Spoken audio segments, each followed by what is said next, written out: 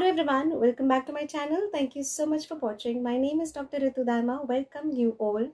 आज की वीडियो है ऑर्गेनॉन ऑफ मेडिसिन के फॉर्मूला नंबर 248 के बारे में।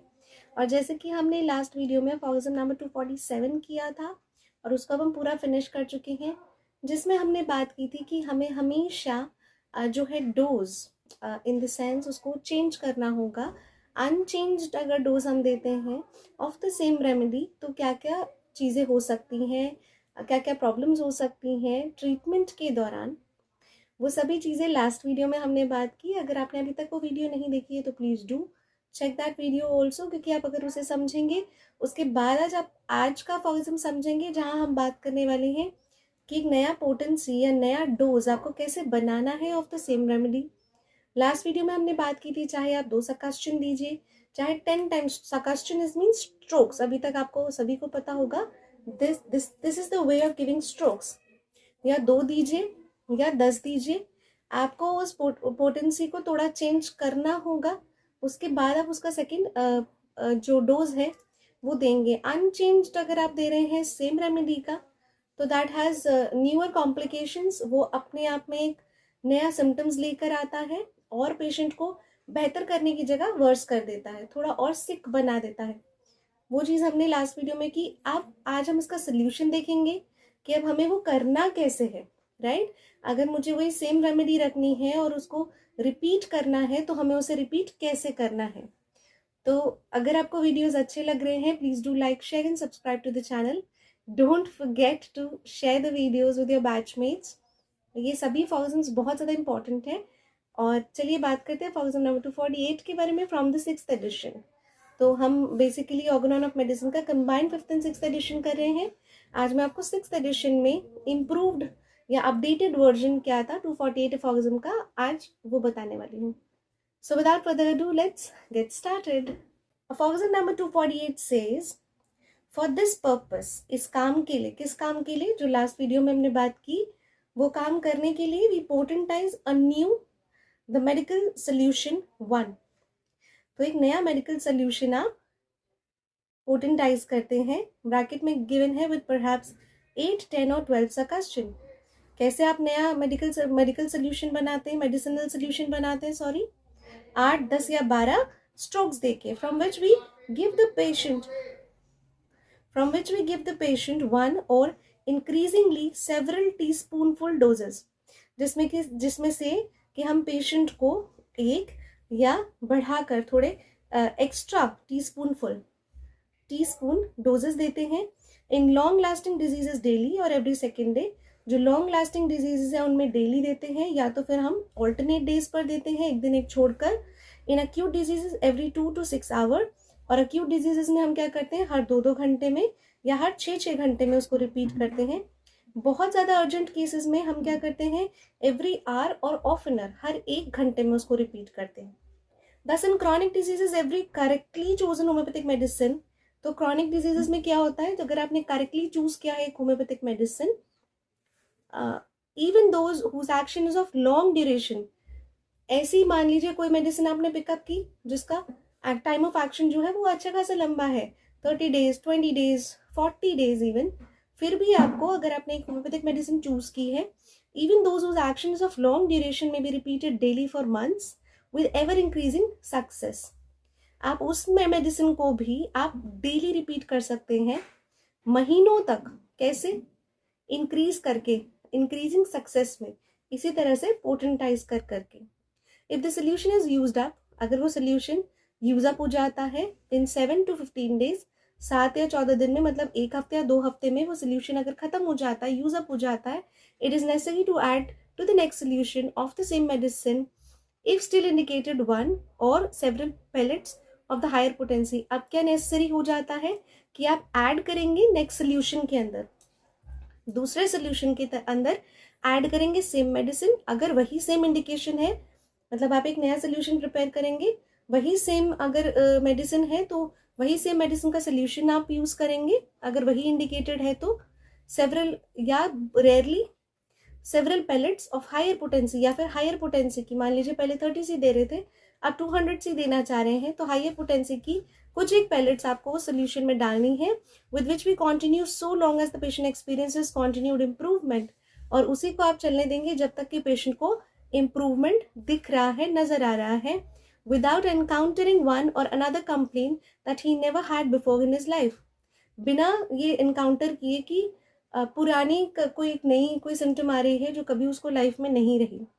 फॉर इफ दिस हैपन्स, अगर ऐसा होता है कि कोई इस तरह का सिम्टम आ रहा है जो पहले कभी नहीं था, if the balance of the disease appears in a group of altered symptom then another, one more homoeopathically related medicine must be chosen in the place of the last. अगर ऐसा होता है तो जो ऑल्टर्ड सिम्टम्स आए हैं, मतलब जो सिम्टम्स बदल गए हैं, जो पुराने सिम्टम्स थे, जो कि नहीं ऐसे कोई सिम्टम्स हैं जो पहले कभी नहीं आए लाइफ में, अब उनके साथ आप एक नया केस बनाते हैं या आप सेट ऑफ सिम्टम्स लिखते हैं। वो जो ऑल्टर्ड सिम्टम्स हैं उसके हिसाब से अब आप एक मेडिसिन चूज करते हैं of the last and administer in the same repeated doses, और बिल्कुल उसी तरह सेम रिपीटेड डोजेज में आपको देना है, mindful however of modifying the solution of every dose with thorough vigorous succussions. बिल्कुल वैसे ही कि आप सोल्यूशन की हर डोज को मॉडिफाई कर रहे हैं, कैसे? अच्छे से स्ट्रोक देकर, विगरस सकशन देकर, मतलब कि ताकत के साथ आप स्ट्रोक लगा के, दस charging it's degree of potency and increasing it somewhat, ताकि वो जो पोटेंसी है उसको आप चार्ज भी कर रहे हैं और साथ ही साथ उसको उसका डिग्री ऑफ पोटेंसी जो है उसको इंक्रीज कर रहे हैं। On the other hand, should there appear during almost daily repetition of the well indicated homeopathic remedy towards the end of the treatment of a chronic disease, so-called homeopathic aggravations, by which the balance of the morbid symptoms seems to again increase somewhat. Now it's very important, यहाँ पर देखते हैं on the other hand, और कई बार ऐसा होता है दूसरी तरफ, should there appear during almost daily repetition of well indicated homeopathic remedy, आप एक well indicated homeopathic remedy का daily repetition कर रहे थे towards the end of the treatment of chronic diseases, और जब एंड होने वाला है, मतलब कि लगभग बहुत समय से चल रहा है उनका ट्रीटमेंट और अब क्रॉनिक डिजीजेस का ट्रीटमेंट का ऑलमोस्ट एंड है, तो सो कॉल्ड होम्योपैथिक एग्रीवेशंस दिख रहे हैं, by which the balance of the morbid symptom, जिसमें कि आप क्या देख रहे हैं, morbid symptom that means disease symptoms जितने भी हैं, seem to again increase somewhat, कई बार वो जो डिजीज सिम्टम्स हैं कई बार बढ़ गए हैं। Medicinal disease similar to the original now alone persistently manifest itself, इसको ब्रैकेट में मेंशन किया है, जो मेडिसिनल डिजीज है जो कि ओरिजिनल के बिल्कुल मिलता जुलता है, वो अब अकेला परसिस्ट करता है और मैनिफेस्ट करता है बॉडी के अंदर। Now what is this? अब जब क्रॉनिक डिजीजेस का ऑलमोस्ट एंड ऑफ ट्रीटमेंट आ गया है, तब आप देखते हैं कि डिजीज सिम्टम्स कुछ बढ़ रहे हैं, तो बेसिकली वो क्या है, होम्योपैथिक एग्रीवेशन है। होम्योपैथिक एग्रीवेशन क्या है?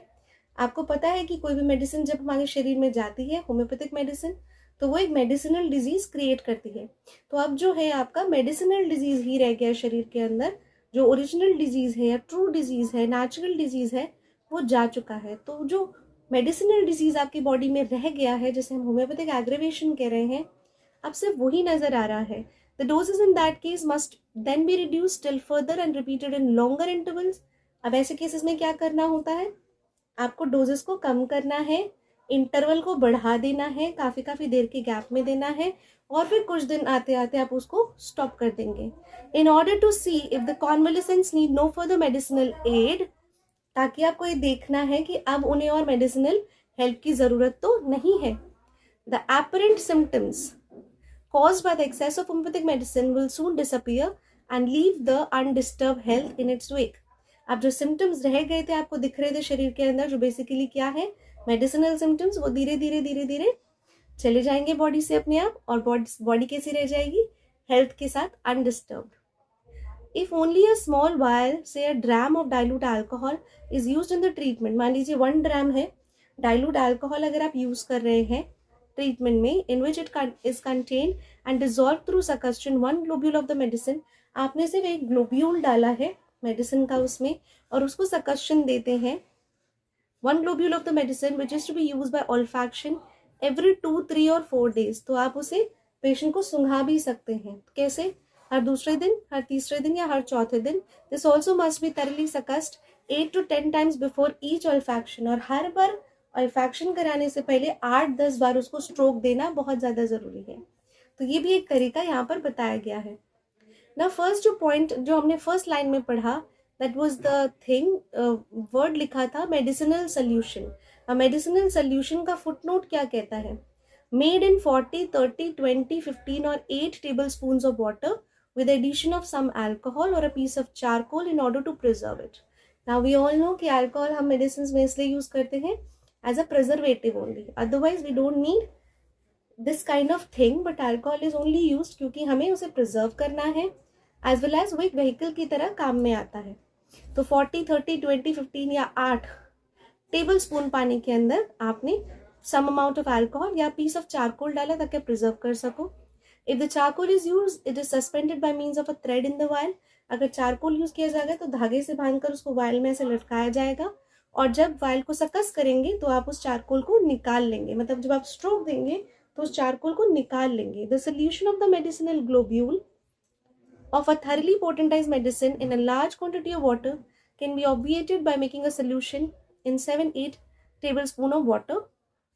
अब जैसे अगर आपको the solution of medicinal globule, अगर आपको एक मेडिसिनल ग्लोब्यूल डाल के एक सोल्यूशन बनाना है, थर्ली पोटेंटाइज मेडिसिन है लेकिन लार्ज क्वांटिटी में चाहिए, तो लार्ज क्वांटिटी वाटर लेना है और फिर उसका solution 7 to 8 table spoon of water लेना है.